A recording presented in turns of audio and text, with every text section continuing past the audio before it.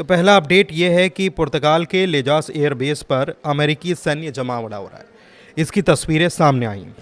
दूसरा कि Gerald आरफोर्ड Abraham Lincoln जो हैं वो अपनी पोजीशन में बहुत करीब पहुंचते जा रहे हैं। ट्रंप कह रहे हैं कि ईरान निष्पक्ष तरीके से समझौता करे। ट्रंप हैरान भी हैं और परेशान भी हैं। उसकी खबर भी मैं आपको बताऊंगा और किसने कहा है ये भी मैं बताऊंगा कि ट्रंप हैरान और परेशान क्यों हैं। इधर ईरानी डिप्लोमेट ने दावा किया है कि संवर्धित यूरेनियम जो यूरेनियम एनरिच किया गया है वो ईरान से किसी कीमत पर बाहर नहीं जाने दिया जाएगा, हम उसको बाहर नहीं करने वाले। ठीक है।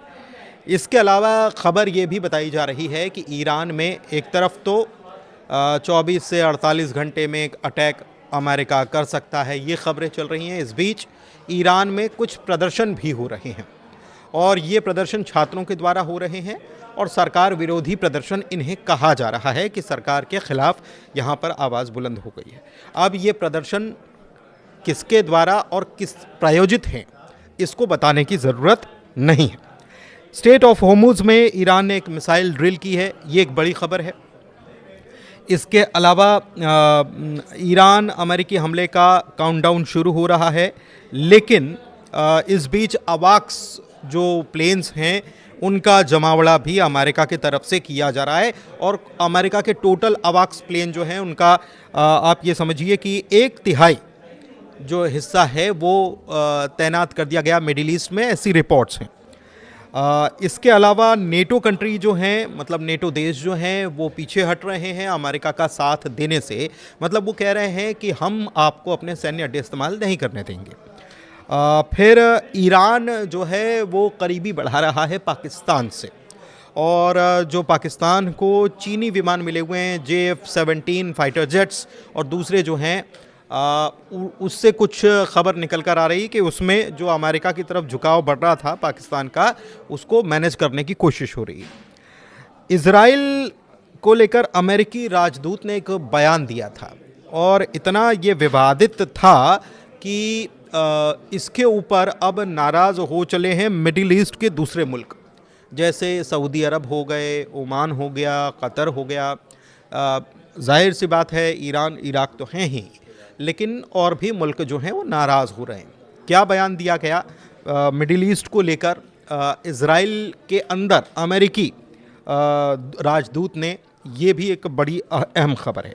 तो एक एक करके ख़बरों की करते हैं शुरुआत और मैं आपको बताता हूँ कि ट्रंप जो हैं ये वही ट्रंप हैं जो एक तरफ ये कहते हैं कि मैं किसी भी मुल्क की सरकार को गिराने की ताकत रखता हूँ। तो कितना दम्भ है इन बातों में, इसको समझा जा सकता है। निष्पक्ष तरीके से भी अगर आप इस देखेंगे तो आप समझ जाएंगे कि ये इस बयान के मायने क्या हैं। एक पक्षीय हो सकता है कि आप किसी एक पक्ष की तरफ खड़े हों, लेकिन निष्पक्ष तरीके से इसका आकलन कीजिए तो आप समझ जाएंगे। तो ये वही ट्रंप हैं जो खुद को शांति का दूत बताते थे और ये वही ट्रंप हैं जो कहते थे कि नोबेल का पीस प्राइज़, मतलब शांति का नोबेल प्राइज़ मुझे दिया जाना चाहिए क्योंकि मैं उसका सबसे बड़ा हकदार हूँ, मैंने इतने वॉर रुकवा दिए।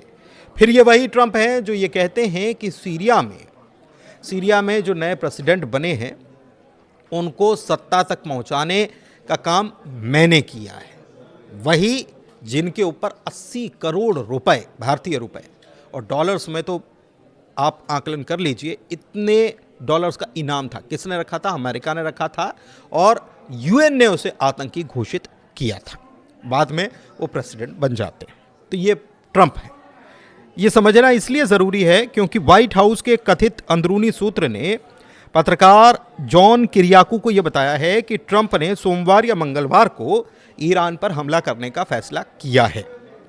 दावे में यह भी कहा गया है कि जेडी वेंस जो कि उपराष्ट्रपति हैं और इसके अलावा तुलसी गबार्ड DNI जो हैं, इस पर वो असहमत हैं। वो कह रहे हैं कि अभी नहीं होना चाहिए, लेकिन ट्रंप मान रहे हैं कि सोमवार या मंगलवार को वो फैसला, मतलब वहाँ से खबर आ रही है कि हो सकता है। दूसरे अधिकारी जो हैं वो इसके समर्थन में हैं कि हाँ किया जाना चाहिए। जो मीटिंग हुई उसकी ऐसी अंदरूनी खबरें हैं। आपको याद होगा कि 10 दिन कुछ दिन पहले 10 दिन का वक्त दिया गया था कि 10 दिन में ईरान कोई फैसला कर ले। ये ट्रंप ने ईरान को कहा था। अच्छा, इस बीच पुर्तगाल के लेजास एयरबेस जो है वहां पर अमेरिकी सैन्य जमावड़ा देखा जा रहा है। रिपोर्ट ये बता रही है कि पुर्तगाल के लेजास एयरबेस पर B-2 बॉम्बर समेत अमेरिकी सैन्य विमानों की तैनाती बढ़ती जा रही है और सुपर कैरियर जो है, अमेरिकी सुपर कैरियर जो है वो भूमध्य सागर से आगे बढ़ता हुआ नजर आ रहा है। सैन्य गतिविधि जो बढ़ रही है उसे रणनीतिक तैनाती के संकेत के तौर पर देखा जा रहा है कि रणनीति बनाई जा रही है, प्लानिंग की जा रही है। लेकिन इस बीच एक बड़ा बयान निकल कर आ रहा है ईरान से, और ईरान के राष्ट्रपति मसूद पेज़ेश्कियान की तरफ से। उन्होंने साफ तौर पर एक लाइन में बयां कर दिया है कि ईरान किस थॉट के साथ काम कर रहा है, चाहे आप कितना भी प्रेशर बनाने की कोशिश करें।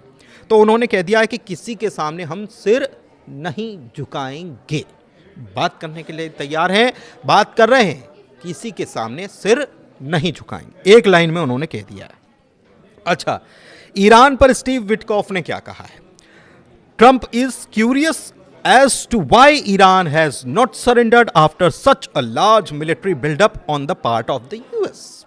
मतलब ये कि स्टीव विटकॉफ ने ये साफ कर दिया है कि ट्रंप इस बात से परेशान हैं, हैरान हैं, निराश हैं कि आखिरकार इतनी भारी भरकम सैन्य तैनाती अमेरिका की तरफ से मिडिल ईस्ट में ईरान को घेरने के लिए कर दी गई है, लगातार और हो रही है, लेकिन इसके बावजूद ईरान के पास ऐसी कौन सी ताकत है जो ईरान ये कह रहा है कि हम किसी के सामने सिर नहीं झुकाएंगे। तो ये बात जो है ट्रंप को हैरान कर रही है, परेशान कर रही है।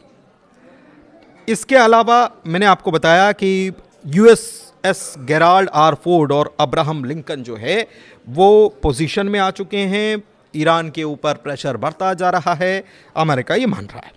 रिपोर्ट ये भी बता रही है कि 100 से ज़्यादा एयर फ्यूलिंग जो विमान हैं, प्लेन्स हैं, वो यूरोप और मिडिल ईस्ट में तैनात हैं। और पिछले साल जो कार्रवाई हुई थी, 12 दिन का जो एक्शन देखने को मिला था, उससे ज़्यादा ये बताया जा रहा है। मतलब कि पूरा प्रेशर अमेरिका डालने के मूड में नज़र आ रहा है। वो अमेरिका जिसके राष्ट्रपति खुद को शांति का दूत बताते थकते नहीं। ट्रंप कह रहे हैं कि ईरान को निष्पक्ष समझौता करना पड़ेगा, हालात दुखद हैं। इजराइल इस बीच हाई अलर्ट पर है, एयर डिफेंस सिस्टम एक्टिव कर दिया गया है। ईरान के आसपास अमेरिकी सैनिक का जमावड़ा तेज हो रहा है।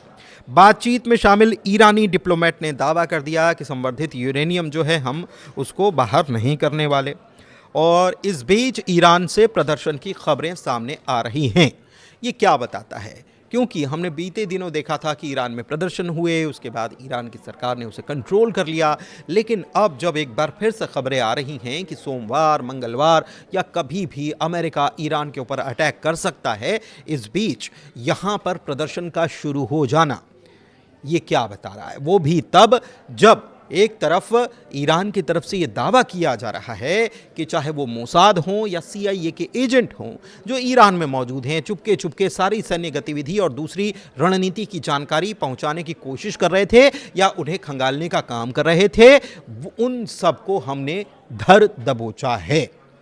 तो ऐसे में क्या ये प्रदर्शन जो एक बार फिर से शुरू हुए हैं, इसके ऊपर सवाल उठ रहा है कि ये प्रदर्शन किसकी शह पर हो रहे हैं या इसके पीछे हाथ किसका है? इस पर एक सवाल खड़ा हो रहा है। इस बीच बड़ी खबर क्या है? बड़ी खबर यह है कि ईरान ने अपनी ताकत का मुजाहिरा एक बार फिर से किया है, अपनी ताकत दिखाई है और बताया है कि हमारे पास ताकत को समझिए, जो हमारे पास ताकत है। क्या किया है? मिसाइल ड्रिल की है और रिपोर्ट ये बताती है कि स्ट्रेट ऑफ होर्मुज़ में अपनी नई लंबी दूरी की सैयद मिसाइल का इन्होंने टेस्ट कर लिया है। सैयद मिसाइल जो है बड़ी ताकतवर मिसाइल है। बताया यह जा रहा है कि यह सिस्टम सुलेमानी क्लास युद्धपोतों की सुरक्षा के लिए है, जिनका नाम जनरल कासिम सुलेमानी के नाम पर रखा गया है। ईरान का यह दावा है कि यह सिस्टम इंडिपेंडेंट तरीके से लक्ष्यों का पता लगाता है, लड़ाकू विमानों को मार गिराने में सक्षम है। मतलब यह कि सिस्टम लगा दिया, अगर अटैक होता है तो यह पहचान लेगा कि थ्रेट कहां से है, उसको अपने आप छूट जाएगा और जाकर उसको तबाह करने का काम करेगा। क्योंकि चूंकि ये सिस्टम जहां लगा होगा उसके ऊपर अटैक करने की कोशिश जाहिर सी बात है कि जेट से होगी, तो उन जेट्स का पता लगाकर उनको गिरा देगा। तेहरान ने वार्निंग दे दी है कि देश पर किसी भी हमले का भारी जवाब दिया जाएगा। अमेरिका परिसंपत्तियों को निशाना बनाया जा सकता है। परिसंपत्तियां यानी अमेरिका के जो ठिकाने हैं उनको हम निशाना बना सकते हैं, ये कह दिया है। अच्छा, इसके बीच फुटेज जो है इसमें IRGC के स्मार्ट कंट्रोल सैन्य अभ्यास से इसको जोड़ा जा रहा है कि कितना स्मार्ट कंट्रोल हो गया है IRGC का। और होर्मुज़ जलडमरू में सैयद 3G मिसाइल लॉन्च की है। और ईरान ने अमेरिकी विमान वाहक पोत, नौसेना और दुनिया की सबसे बड़ी वायुसेना को नष्ट करने के लिए फारस की खाड़ी में कई पनडुब्बी सैन्य अड्डे भी विकसित किए हैं। पानी के अंदर सैन्य अड्डे हैं और जो नज़र आ रहा है उसके ऊपर उससे लड़ना तो शायद मुमकिन है, लेकिन जो नज़र नहीं आ रहा है अगर वहाँ से कुछ निकलता है तो वो खतरा तो हो सकता है। इस बीच ईरान अमेरिकी हमले का काउंटडाउन शुरू हो गया है, ऐसा कहा जा रहा है। मैंने आपको बताया है कि अवाक्स जो हैं वो लाए गए हैं।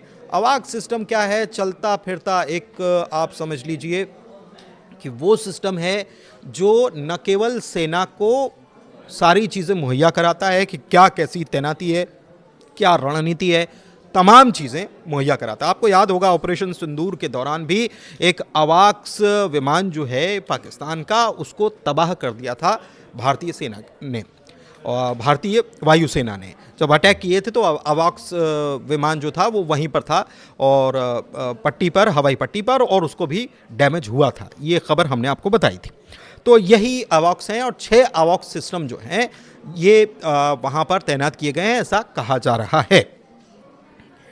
ये बेसिकली क्या करते हैं? हवाई निगरानी करते हैं, रडार का कवरेज करते हैं, कमांड एंड कंट्रोल की ताकत देते हैं।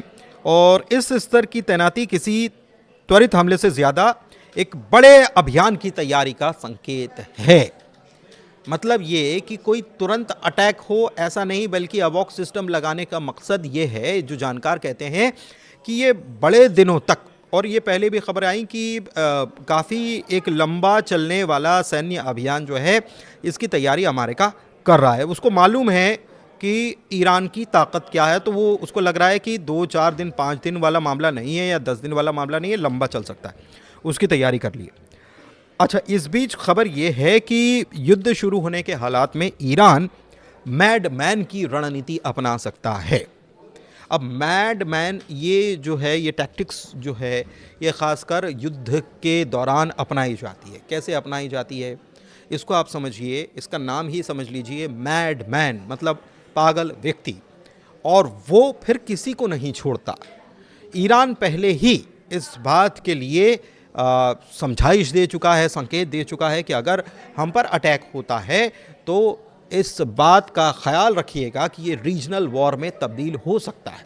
ईरान ने ये पहले ही समझाइश दे रखी है, इसको धमकी भी कह सकते हैं, इसको वार्निंग भी कह सकते हैं, चेतावनी भी कह सकते हैं, जो आप चाहें कह सकते हैं, लेकिन ईरान ने ये कह दिया है। तो ऐसे में मैड मैन की रणनीति कहा जा रहा है कि अपनाई जा सकती है। नेटो के देश जो हैं, जिसमें यूके है, फ्रांस है, जर्मनी है और यूरोपियन यूनियन है, इन्होंने अमेरिका को परमिशन देने से इनकार कर दिया है कि मिलिट्री स्ट्राइक अगेंस्ट ईरान, मतलब कि ईरान के खिलाफ मिलिट्री एक्शन लेने के लिए उनकी टेरिटरी का इस्तेमाल नहीं किया जाएगा। इसकी परमिशन मांगी थी, मना कर दिया। और ऐसे में माना जा सकता है कि अमेरिका का ये कदम जो है उसी के साथ ही, जो कि यूरोप है, अफ्रीका है और बाकी जो हैं, ये केवल इजराइल की वजह से बाकी मुल्क जो हैं अपने साथियों को अमेरिका खो रहा है इजराइल की वजह से, ऐसा कुछ जानकार कहते हैं। इस बीच ईरान ने पाकिस्तान को मदद करने का फैसला कर लिया है और रीजनल मिलिट्री अलायंस जो है रीजन में, जो अमेरिका की तरफ से बना हुआ है टेंशन, उसको कम करने के लिए पाकिस्तान के साथ हाथ मिलाने की बात हो रही है। इस बीच खबर यह है कि ईरान, सऊदी अरब, इजिप्ट, जॉर्डन, लेबनान, इन सब ने भर्त्सना की है। इसको आप कह लीजिए कि जवाब दिया है या जो बयान आया है उसकी भर्त्सना करते हुए ये कहा है, मजम्मत जिसको कहते हैं, मजम्मत की है। किस बयान की मजम्मत की है? दरअसल माइक हुकाबी जो हैं, इन्होंने 2030 को लेकर एक बड़ा बयान दिया कि ग्रेटर इजराइल, जो हम पहले कह चुके हैं कि इजराइल का सपना है कि वो ग्रेटर इजराइल बने। जैसे अमेरिका जो है वो मेक अमेरिका ग्रेट अगेन के पीछे क्या है कि अमेरिका को महान बनाना नहीं है, साथ ही साथ अमेरिका को का विस्तार भी है, जिसमें आपने देखा कि वो चाहे वेनेजुएला हो, चाहे क्यूबा हो या दूसरे मुल्क जो हैं, वहाँ पर अमेरिका अपना अधिकार जमाने की कोशिश कर रहा है। तो ठीक इसी तरीके से इजराइल ने भी बीच में एक मैप जारी किया था, उसमें ये बताने की कोशिश की थी कि हमारा प्रभुत्व कभी किसी दौर में यहाँ पर था, तो हम इसको सबको अपने कब्जे में फिर से लेंगे। और इसी को लेकर बयान दिया गया था। अमेरिकी राजदूत ने इजराइल में माइक हकाबी ने कहा था कि अगर इजराइल कथित तौर कहा जाता है कि उन्होंने कहा कि अगर इजराइल पूरे मिडिल ईस्ट पर कंट्रोल कर लेता है तो यह ठीक होगा, क्योंकि ईश्वर ने उन्हें यह भूमि दी है। तो ये तो उकसावे वाली कार्रवाई है, उकसावे वाली बात है। भाई सब मुल्क अपने अपने खुददार मुल्क हैं और सबको अपने अपने मुल्क की रक्षा करने का अधिकार। इस बीच ये बयान क्या बताता है? ये बयान बताता है कि इजराइल को ये कहा जा रहा है कि आप और कंट्रोल में कीजिए, और इजराइल कह रहा है कि हम जो हैं, हमारी वजह से अमेरिका सुपर पावर बना हुआ है। ये इजराइल की तरफ से बयान आए हैं। तो ये देखिए, ये एक दूसरे को उकसाने वाला खेल चल रहा है। और ये भी कहा था, ये माइक हकाबी जो हैं, इन्होंने कहा था कि अगर वो सब ले लें, मतलब पूरा मिडिल ईस्ट ले लें तो ठीक होगा। 2030 तक ये प्रोजेक्शन की बात कही जा रही है। तो देखिए कितनी गंभीर स्थिति हो रही है। इस बीच चीन की सैटेलाइट ताकत काफ़ी सुर्खियों में है। चीन ने अपने जिलिन 1 सैटेलाइट की मदद से दुनिया के हर हिस्से की सटीक, त्वरित और बेहद करीब निगरानी रखने की सफलता पाई है, उसमें सक्षम है।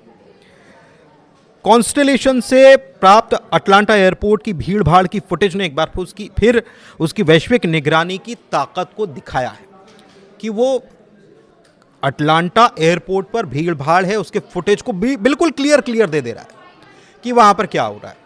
तो इससे आप समझ लीजिए कि कहां कहां निगरानी की जा सकती है। अब इसका फ़ायदा जो है, ये चीन की इस ताकत का फ़ायदा क्या ईरान को मिलेगा या नहीं मिलेगा, ये थोड़ा सा अभी कहने में जल्दबाजी होगी। लेकिन इससे पहले चीन की तरफ से एक फुटेज जारी किया गया, ऐसा कहा गया, जिसमें यह बताया गया कि अमेरिका के पैट्रियट एयर डिफेंस सिस्टम और थर्ड एयर डिफेंस सिस्टम जो हैं मिडिल ईस्ट में आसपास जहां भी तैनात है, उसकी फुटेज जारी कर दी गई चीन की तरफ से और सार्वजनिक कर दी गई। तो अगर चीन की इस ताकत का फ़ायदा, ईरान को, दोस्ती का फ़ायदा ईरान को मिलता है, तो ईरान के लिए बहुत बड़ी ताकत मानी जा सकती है और अमेरिका के लिए बहुत बड़ा थ्रेट माना जा सकता है। कुल मिलाकर बात यह है कि जहां से बात शुरू की थी, मैं वहीं पर आता हूं कि वही ट्रंप हैं जो खुद को शांति का दूत बताते हैं और कहते हैं कि मैं युद्ध रुकवाता हूं, लेकिन अब मिडिल ईस्ट का एक मुल्क जो है युद्ध के मुहाने पर खड़ा है। वो मुल्क जिसके साथ एक डील हुई थी, जिसमें अमेरिका भी शामिल था और दूसरे मुल्क शामिल थे।